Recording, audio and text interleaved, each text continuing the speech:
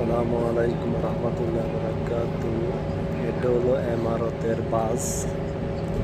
বাসের পরিবেশটা দেখেন। আর আমাদের বাংলাদেশে আছে দুর্নীতি। সিটগুলো দেখেন কত সুন্দর,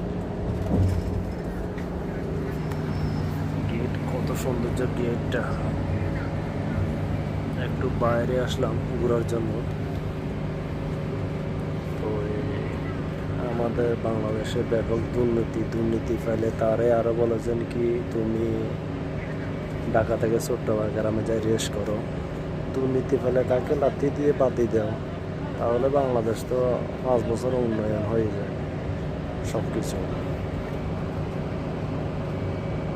আর আপনারা ক্যাসেঞ্জার বাটফার হেগুনের বাপ বলাইবেন, নিজের বাপের বাপ বলাইতেন না, নিজের বাপের বেশি বাপ বলান, তাইলে ফয়দা হইব, তাইলে আগাইতে পারবেন, দেশও এগিয়ে যাবে।